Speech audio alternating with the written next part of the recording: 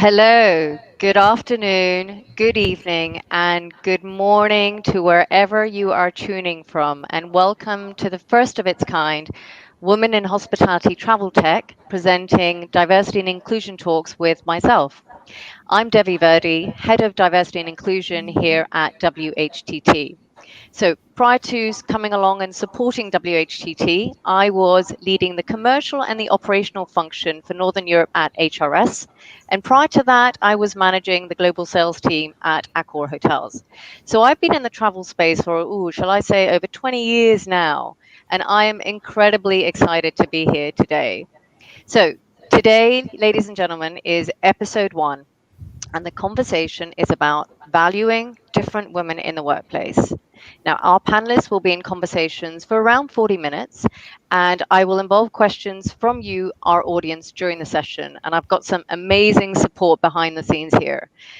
So, with the glaring gender pay gap revelations, the impact of the COVID-19 crisis on gender equality, and Black Lives Matter, this interactive panel will explore where is the voice and the representation of different women in the workplace? So, to name a few, the Black African woman, the Black Caribbean woman, the Indian woman, the Chinese woman, the Middle Eastern woman, and the Pakistani woman in the workplace. And what does this mean to the panel?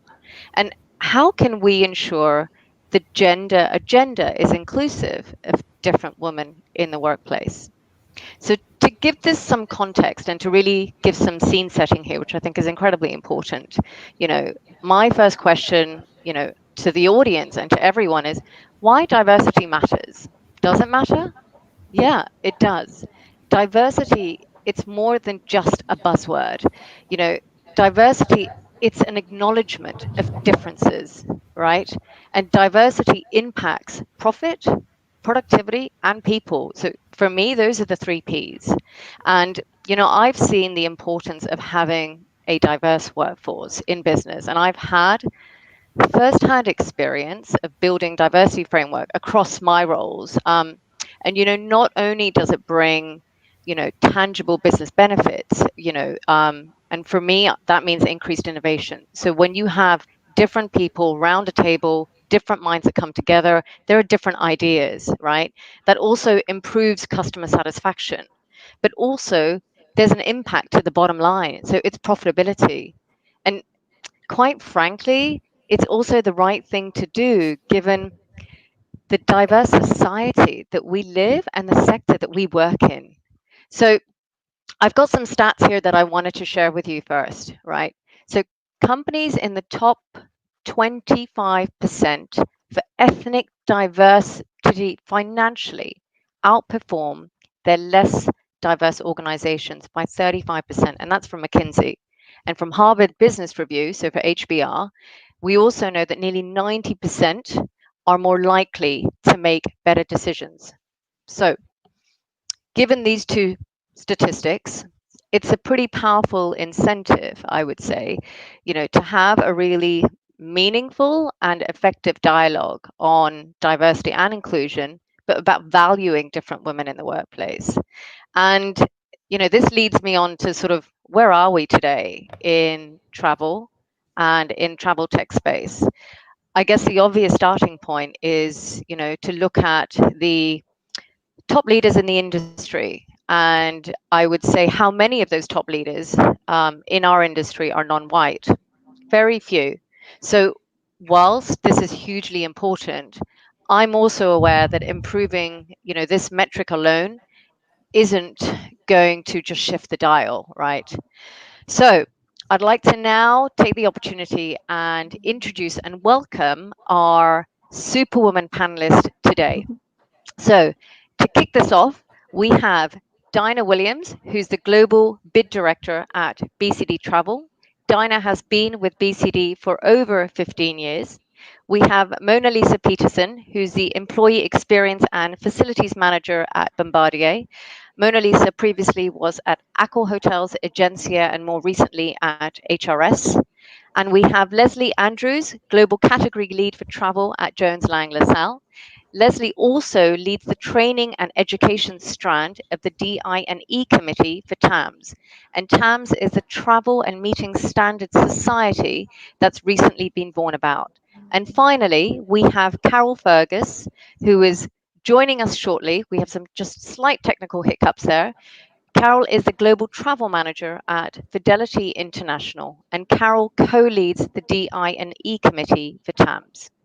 So thank you all so much for your time today. I'm incredibly honored to have you all here, and I hope you are all well. So I can say I love this panel. Why? Because I personally, in my lifetime, from being on panels, I have never been on a panel where we're about to have five different women of color. And for me, I'm incredibly proud. And this is a moment that I want to take in and absorb. And I call it the power of the tribe more than anything. So, to really kick off the first question, I know oftentimes, we say that there has been so much progress that's happened. Um, what are the biggest issues, challenges, different women are facing in the workplace today? And Dinah, I'm going to start with you on this Mm. one. So if you can take that, that'd be great. Oh, great. Well, thank you so much for inviting us to this panel. Again, it's I'm echoing exactly your excitement. It is a pleasure and an honor to be here. So thinking about the challenges, different women. When I was thinking about this topic, I don't just want one point of view, and Mm, you're going to get that when you have a range of women mm, on your team, in your company, in your life, your personal life, and that you've just spouted all of the advantages that it brings and the competitive advantage it can give a company. Yet we haven't seen any of that. So yeah, what is it that we can do as a company to or what organizations can do to include more different women. um my thoughts were around how are we even attracting people mm-hmm, into organizations. mm-hmm, Have I know that there's lots of organizations that are starting to really dive deep into D&I, or already are there, but they have mature programs talking about bias, unconscious bias trainings and things like that. But I think there could be more done. I think mm, we need many, many more middle managers to be trained up and be more aware of it. I mean, my personal experience is, you come into work and you have to maybe conform. If mm, this, I don't want it to be negative, but you do have to conform in a certain way to sort of to work and be the person that people expect you to be. It would be great if we could bring our whole selves mm, to work, and mm-hmm, I think opening up this conversation will allow us to challenge, talk about it a lot more, because I think if we talk about it now, it is hard. People find it awkward, mm, if we talk about it enough, the awkwardness hopefully will go away, and then we can be bolder in our mm, conversations. I want someone to talk about it with me. I want them to, yeah. come up and say, well, Dinah, how does that feel for you? Mm. But rather than be too PC about it. Mm. And Carol, what do you think on that topic? So yeah, I mean, we've had, we talk about this, gosh, there's been so much progress, right? Mm, But then when we really bring it down and go, what are those biggest issues and the challenges that really different women, from an ethnic diversity point of view, are currently facing? What do you see? I actually think it's quite subtle.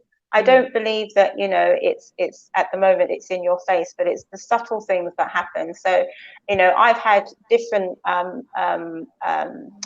uh, things happen in my career in terms of where I've looked back and thought, is that to do with my color? Is that to be do with the fact that I'm a woman? And I've tried really hard to not make that a big mm, part of my life and try and remain me. But I would say that sometimes organizations need to really think about the impact they are having on their employees in general, and the things that they do that will make them walk away and think that's just not cool, that's just not the way that you should be treating a member of staff. An example of that is that you may have worked on a very big project with a group of people, and then you will see that all the work that you've done is then showcased by an alternative person within the organization, invariably a male and a white male. And then you're just given the directions in terms of how to take it or the next steps. You're not actually given the opportunity to have stepped on the ladder and showcased your own work and speak to yourself. So it's the subtle things, I think, that organizations need to consider in terms of not only grassroots, but in taking their staff through that journey, ensuring that they're really looking at, the things that they do, the decisions they make, and the impact it has on that individual. Because it's not very motivating or inspiring, and a lot of the time individuals will go into themselves and not bring their best selves to the office. So I think it's about those subtleties. No, and I think that it is. I couldn't agree more. And I'm sure as a panel that you are all in agreement of that, and can reckon with that as well, to some extent. And Mona Lisa, from where you're sat, particularly from, I guess, in the past, from a supplier experience side, how do you feel, that the issues and challenges perhaps you've faced, if at all, right, that you could share with us? Well, for me, I mean, I echo what the other two ladies said before me, but I think just from a very early start, I've always been an outsider, right from India. As everybody knows, India is what diversity all stands for, etc. But I've always, I don't know, consciously or unconsciously celebrated the fact that I am different. I never stepped back to think I can't do something. And I think the structure that we have back home, where I come from, we also had or have this sort of reservation system or quota system for people like myself. We are known as the scheduled tribes back home in India.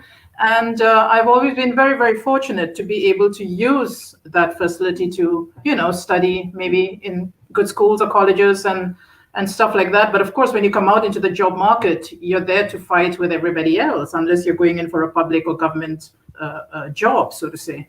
So whilst I agree with everything that has just been said, I must also say that I think it's also helped to just come into any environment and celebrate the fact that I'm different and I will be different, and I refuse to change too much because I believe in bringing myself and the authentic self that I am. And so far so good. But what I do wish and would like to see more of is, I mean, in the travel industry, we are naturally global. We are everywhere around the world, unlike most industries.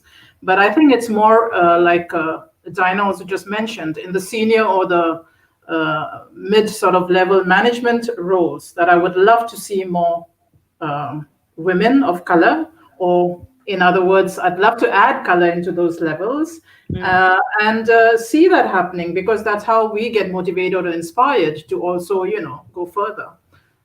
So that's my personal experience. I've been very fortunate, I guess, not to be in direct situations where I felt that. But of course, I do know of my colleagues or friends who've been in such situations, and that's sad. And I hope that improves. Yeah. I think you've actually hit a very important point here, because it's sort of, in some respects, when you sort of bring it back into the travel or the travel tech sector or hospitality, it's you talk about the ambition gap, right? So, and it's also about when we talk about having more diverse women, actually, it's first level management.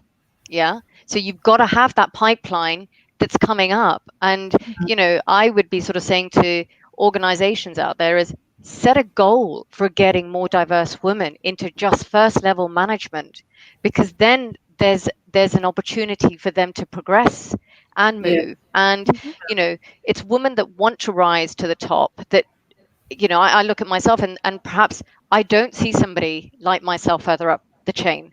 And I therefore ask myself, well, who's my role model?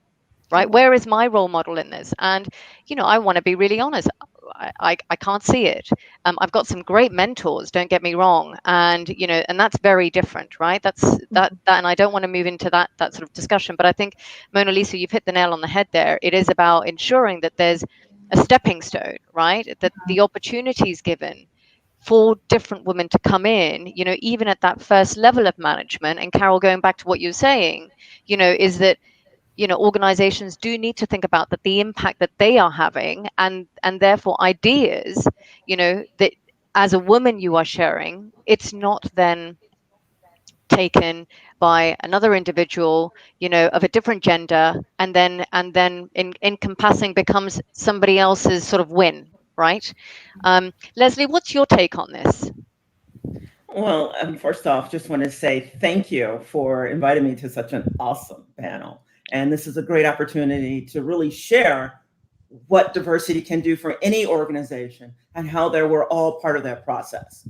So in reference to the question at hand, it's really important for organizations to build inclusive environments where all women and everyone on a particular team or within the organization can truly flourish. They can grow. They can bring authentically themselves to the office, to the home life. And that's where the great innovations come on. That's when the benefits of diversity start to show up. And it gives the organization a known advantage. So it's been proven time and time again.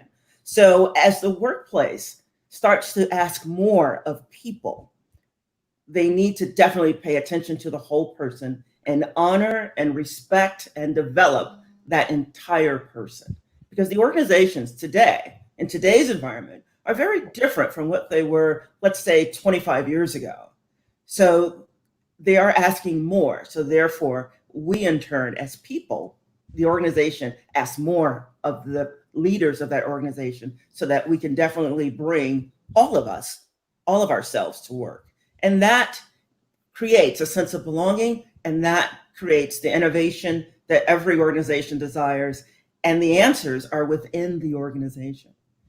There just needs to be a shift and an understanding that you have to value every single team member, and that leads to diversity of thought.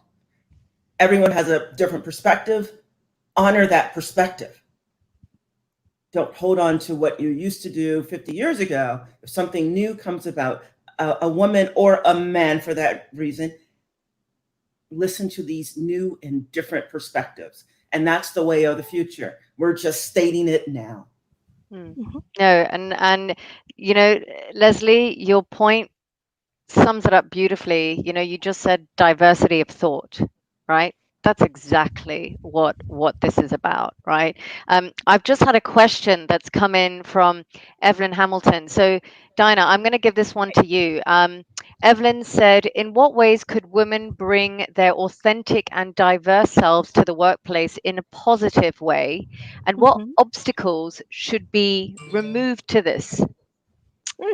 Thank you, Evelyn. That's a really, really challenging question, and really, really, yeah. I mean, it's exciting to see these questions come through. I think growth, like changing mindsets, would be one of the ways to be able to bring, women to allow women to be a bit more authentic, or bring their authentic self to the workplace. And and when I mean about changing mindsets, but also allowing women to make mistakes, because we don't have all the answers, and we haven't had the benefits of years and years of being in these roles to know what is right and what is wrong. So I would love to have an organization culture where we're allowed to be brave and make these mistakes, and then learn from them, of course, and move on, and share that with everybody else. I think the second part of the question was what obstacles could be removed. I think that has to come from the top. And once we get a good framework in place that addresses all, there's so many points, but addresses all the multiple points, then we can really start to bring our authentic self. I think also, I think I said this before, but it's all, challenging people and wanting to talk about it and be Yeah. bold and brave to talk about these topics. Don't hide behind if you're curious, just ask us. I'm happy to share. I don't, I've got nothing to hide. Yeah. I would love to share everything. And so I think that would be another, if we could remove that sort of roadblock of being too politically correct, or, that would allow me to be more authentic. Mm. Yeah, and I think you're right. From the second part of Evelyn's question, which was what obstacles should be removed. Does Mm. anybody else want to add anything else to what Dinah just said there? Oh, if I could. Yeah. The obstacles, I would say, if we were to categorize it, is a stereotype. So if a woman comes across strong and passionate, she's considered to be something else. So take away the stereotypes, allow for more learning and understanding of people in general, and honor that instead of being fearful of that because it's different. And Honor that. also added to that, I heard an amazing term, to be within close proximity. And basically what that means is to go into your own community and get to know the differences. Don't have those unconscious biases and make assumptions about people. Go out there and be part of your community and get to know them, because you can't make the right decisions if the people that are in your world you don't even know. So I think that's another thing as well. Us bringing our best selves into the organization, being who we need to be, but at the same time ensuring that we shout out to our leaders and say, get to know me, get to know who I am. Yeah. I'm more than just a number. Each individual in an organization is given a unique number that follows them through the organization wherever they go. And it's so easy for us to just be that number. And I think companies need to realize we're not just a number. And it's important that they get to know who we are as individuals. Yeah. Yeah. No, and you're absolutely right. And I think going back to, Carol, what you said in terms of, getting to know each other, I think we need to be more intentional, right? When we're having these conversations, that we do need to get to know each other, and it's sort of shifting that conversation to also, not just allyship, but it's like having success partners, right? To some degree. So from my perspective, I sort of, I look at it and go, well, what's it going to take for both of us to be successful, right? To make that difference. And you Leslie, obstacles, stereotype, having that unconscious bias, absolutely. I think it's imperative that leaders give access, right?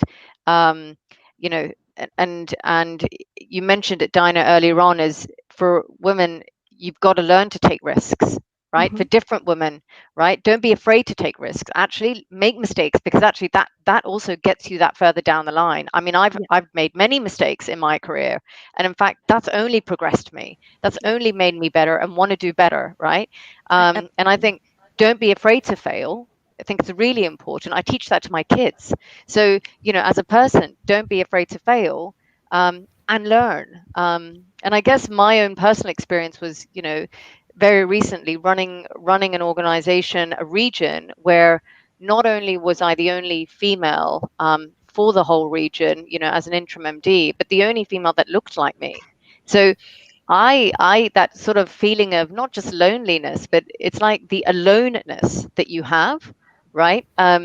Is difficult, and sometimes you've got to reflect on that, and then look at yourself. But anyway, I have a second question that's come in. So it's a question from Chris, and Chris says, do you think setting D&I targets are the way forward, or do you think it encourages tick box exercises in businesses? And Leslie, would you like to take that one? Sure. D&I targets are part of the complete package. So the targets hold folks accountable to reach certain goals, but the pathway of teaching an organization how to appropriately reach the goal, that's the opportunity, and that's where the growth takes place. And that's where there's an opportunity for a cultural shift to take place in that organization. So we may start off with awareness. Awareness, what is diversity? Why should I care? What's its impact on the business and on society? What's the organization's stance on diversity, equity, and inclusion? And once that is understood, what are the goals? What are the objectives? What's the mission? And then once everyone's on board, how can you sound that down into folks at the lowest management level, folks at the grassroots level, entry level position? How do you have that directive, that edict shifted all the way down through the organization, and it have to walk the talk? Everyone has to know that this is for real. You're not just checking the box. You are creating this belonging, this inclusive environment for the benefit of, yes, everyone, the organization, but for the benefit of the larger society. And that's the opportunity.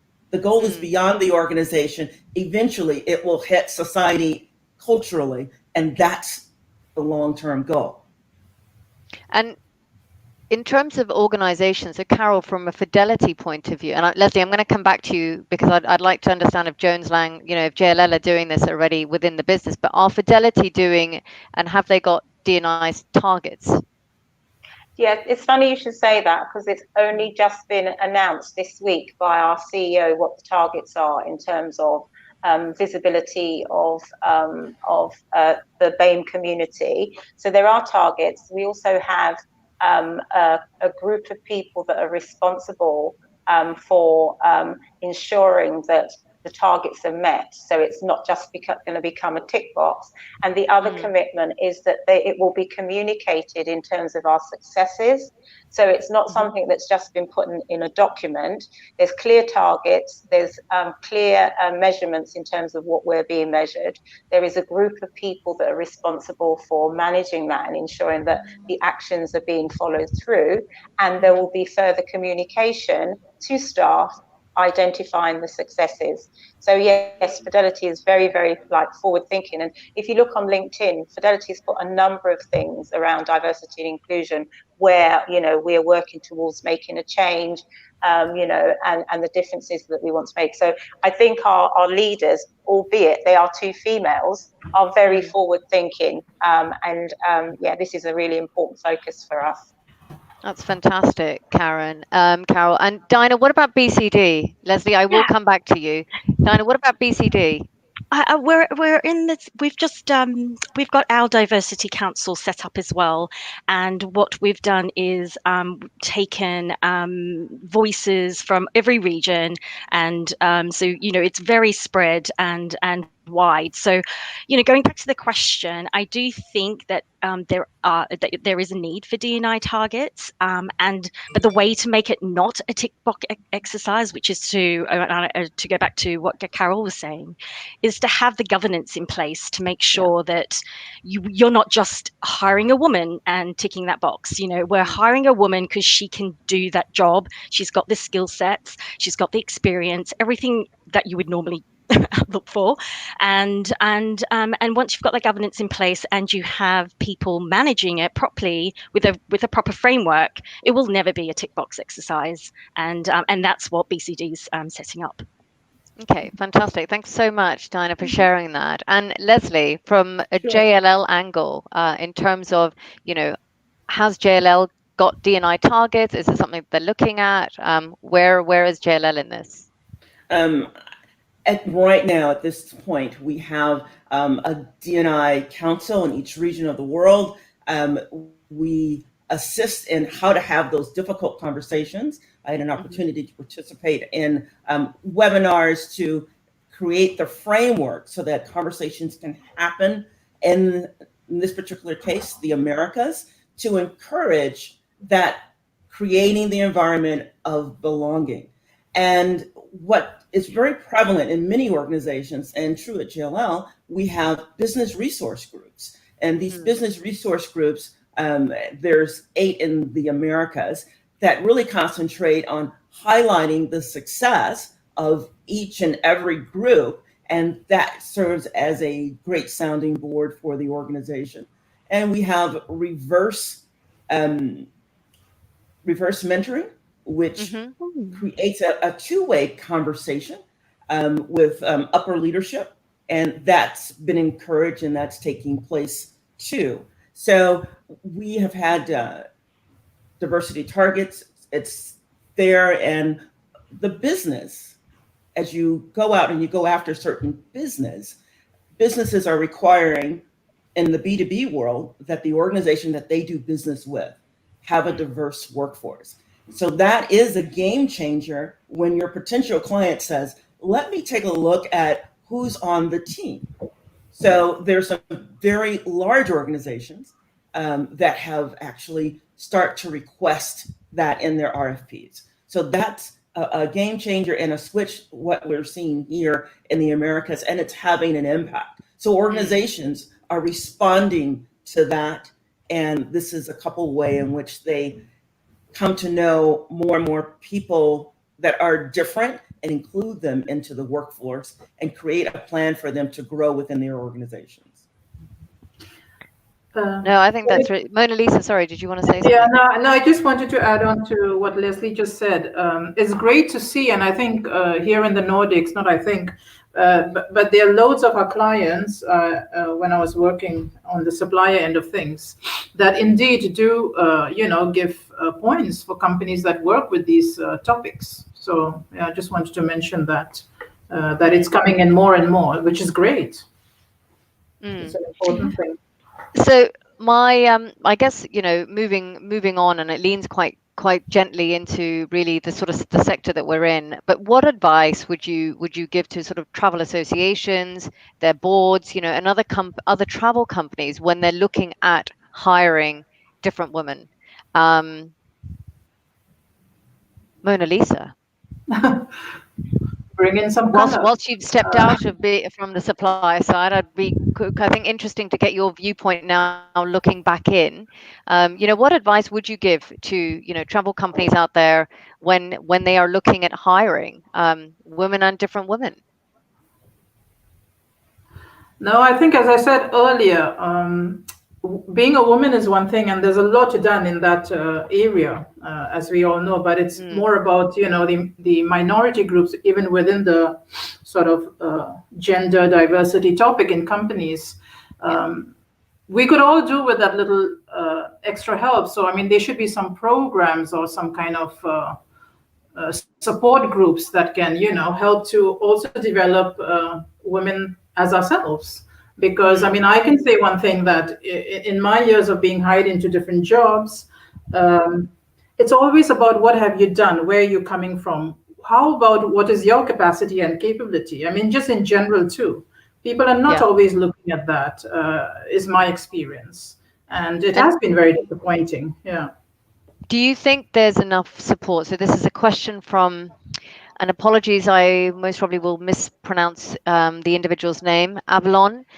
Do you think there's enough support for women of colour at the workplace to lean on, to go to if they're trying to get equal opportunities and trying to get ahead in the company, but can't because of the colour of their skin? All too often, women end up leaving, but do they want to? Carol, what are your thoughts on that? I was saying no. I mean, I think I've been one of those people that has had the privilege of rising within the travel industry and having a relatively good role, and I've enjoyed the benefits of that. But when I look around me and I talk to other individuals, it's not easy, because we have double whammy. It's not just about being black. We also have the female issue as well. So we're female and we're a black individual trying to move up in our career. So I think that people don't leave companies, they leave bosses. And if the boss cannot see what's in front of them, and all they see is black, then it's very, very difficult. And even if you have top management saying this is the way forward, this is what we need to do. And this is all the managers have to follow the rules of the road, or rules of engagement. If you then look at your manager and he says or she says, I don't get it, I don't see color, then it's already, you're dead in the water. It's already, you've already hit the brick wall. So I think that, to make a change, that going back to the metrics and measurements, managers at all levels have to be made accountable for their actions and demonstrate that they are giving everybody the step up the ladder that they deserve based on what they've achieved and the value that they add to the organization. And until we get to that point, you will always have managers hiding behind, I don't see color, and really nothing has changed for that Black woman who's working really hard, and year after year she doesn't see any change for her in terms of her career development or move. She continues to meets expectations, doing your job, and never gets that next step up the ladder. And until managers become accountable and demonstrate why one person in the department versus a Black person in the department that has similar roles, and the Black role is still down and the white role is moving up, until they are made accountable for that, there will never be a change. And also, to support that, even from a hiring process, right?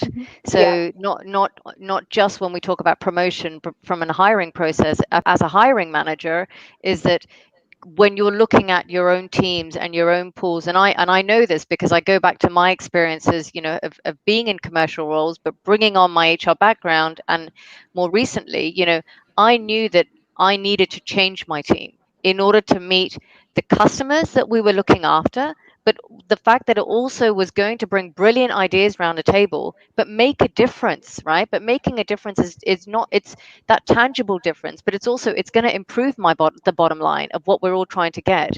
And, actually, Mona Lisa, who's on this call, Mona Lisa was part of the team. And it all comes down to bringing somebody involved, and Mona Lisa was part of the Nordics team that we had in at HRS, and it was quite interesting because when people think of Sweden and Nordics, there's this is unconscious bias. There's a bias of what type of individual you would think a Swedish person is, right? And people most probably think it's blonde, blue hair, and I was looking for a type of individual, and I had many CVs, on my table, but I also knew what was going to work for the market, and I also knew I was looking for as a goal to achieve. So, it's also, you're absolutely right, Carol. It comes back down to that leader, that individual person within the business, right, who has to be able to see in front of them. And you're right, if you're sort of saying you're colorblind from the word go, it is pretty much dead in the water in the beginning. Absolutely. And the other thing to that is, don't hide behind. In a virtual world, there are much more opportunities. Widen the net. Don't use the excuse that that those sort of people don't apply for these roles. It's because you're going down the wrong road. Widen the road, widen the net, so it gives you bigger opportunities. And in a virtual world, we can definitely do that now. We can't. You can no longer use that as an excuse. And I think just to go back, sorry. No, just to comment. Yeah, I just wanted to comment also on the fact that in our business or in business travel today, look at India and China. It's the biggest markets in the top 5, if you like. So I think it's high time that we included sort of more variety in everything we do, because you would just understand those markets better. It has a positive effect on your bottom line, etc., etc. I mean, I have examples from previous workplaces wherein, a client actually wanted a local representative and we could not give, and therefore we didn't win that piece of business, etc. Right? So, I mean, there are real examples too. It's not just about ticking the box or just, doing something that HR is meant to do. It, as you said earlier in the introduction, it affects your bottom line. So it's high time we think about it. Yeah. No, definitely. So as a closing question, I would, and I'd like to ask each of you, but in order for D&I, for diversity and inclusion, and we've seen so much of it in the last 4 or 5 months, right? It's really become the forefront with, the gender pay gap analysis, right? With Black Lives Matter that's come to the forefront. What for D&I to be a core value and not just a stated value, right? In a business, where do you think this needs to come from? Who would like to take this? Leslie. Well, I like the dual approach. You've got the Okay. top down. However, organically, it's best that the bottom meets the top. So right there, that's where the impacts typically, in many organizations, the concern is right in middle management. Perhaps it's lack of exposure. So organically, that bottom up needs to get into middle management and push all the way through. So we're the top, and this is where the organization states that they want to go, but the folks every day through every interaction makes it either checkbox or reality. Because we create the people create the culture of the organization. So bottom up, top down, we meet in the middle, and it melds to be a true culture. Dinah. Yeah. Where do you want to echo? Do you want to add? Absolutely echo. I mean, how do I follow that? It's absolutely, that's perfect. That was my perfect answer. But yeah, I totally agree. I think grassroots but also it needs the total support from the top as well, just to, really reinforce that culture through the entire company. The grassroots does help open up the conversations. It makes, everyone more aware. To be honest, I have had my eyes completely opened since diversity and inclusion has become such a big topic, as you say. And, I have got lots of things running through through my mind about, have I been unconsciously biased in, when I was recruiting? So I definitely think there's bottom up and top down as well is the best way to go. Fantastic. Mona Lisa? Well, yeah, I echo the other ladies definitely here. But it's again, I'll go back to also that even when we come in as a minority to a group, wherever it might be, we must also remember that we also got to adjust to the new environment that we are in. And I speak this just out of pure experience, being through so many countries and cultures and what have you. Because it can't be one-sided. It's exactly like what Leslie just said. We need to meet in the middle. I can't just walk into a new cultural environment and expect everybody to just accept me totally as I am. I need to make some adjustments there too, right? So, and for ourselves also not to be biased or come with this mindset that the whole world is against me already from start. And when you do succeed, you lift others up too. Make sure that you're conscious of that, not that you've gotten the boat and then off you go. So yeah, I think it's very important. It's both sides. Yeah. No. And Carol? I agree with everything that's been said. There's only another thing that I would add is visibility of the people that you're trying to support. And what I mean by that is that, you have these councils, steering committees, whatever the company wants to call them. You can't have those people that are making those decisions be all white faces. So be mindful of that. Have the people of color at the table having the discussions, so that you can look them in the eye and say, this is the reality. And in so doing as well, the people of color will be more open if they can see themselves and be prepared to have the conversation. So I think that's a really important factor. Have the visibility of the people that you're trying to help at the top table, because I think that will make a massive difference. So as well as trying to push people up in terms of the decisions you make, the metrics and the measurements, and looking at where you need to make those changes, have people of color see to be as part of the decision-making crew. Because without that, you will not get the openness and the frankness that the company is looking for, because people below that will feel it's not for me, it's a tick box exercise, it's never changed, it's always been the same ever since I've been here. And we want to move away from that. So I think that's also important.